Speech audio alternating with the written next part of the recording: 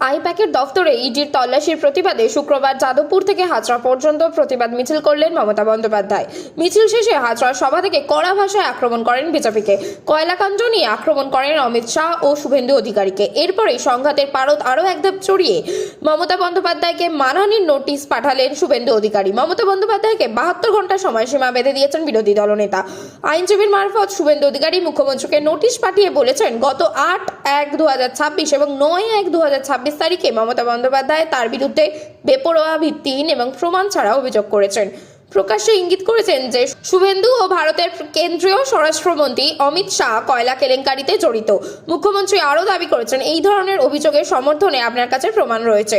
কিন্তু শুভেন্দু অধিকারীর অভিযোগ, এই সব কথা বলে আদতে মুখ্যমন্ত্রী ও তার পরিবারের সদস্যদের এবং রাজনৈতিক দলের গুরুতর বিষয়গুলি থেকে জনসাধারণের দৃষ্টি ঘোরাতে চাইছেন। এটি একটি পরিকল্পিত এবং অশুভ পরিকল্পনা। সেই প্রেক্ষিতেই এই নোটিশ পাঠিয়েছেন শুভেন্দু। 72 ঘন্টার মধ্যে সমস্ত নথি, তথ্য ও প্রমাণ শুভেন্দু অধিকারীর হাতে তুলে দেওয়ার দাবি জানিয়েছেন তার আইনজীবী। নির্দিষ্ট সময়ের মধ্যে তা না করা হলে দেওয়ানি ও ফৌজদারি মানহানির মামলা করা হবে বলেও সতর্ক করেছেন শুভেন্দুর আইনজীবী। বিধানসভার বিরোধী দলনেতা একটি পোস্টে লেখেন, আজ মুখ্যমন্ত্রী মমতা বন্দ্যোপাধ্যায় ইডির তদন্ত থেকে মনোযোগ সরানোর জন্য আমার বিরুদ্ধে সম্পূর্ণ ভিত্তিহীন মানহানিকর অভিযোগ করছেন। মাননীয় কেন্দ্রীয় স্বরাষ্ট্রমন্ত্রীর ও আমার নাম কয়লা কেলেঙ্কারির সঙ্গে জড়িয়ে দেন। ব্যক্তিগত অপমান করা হয়েছে এই বেপরোয়া বক্তব্যগুলির মাধ্যমে।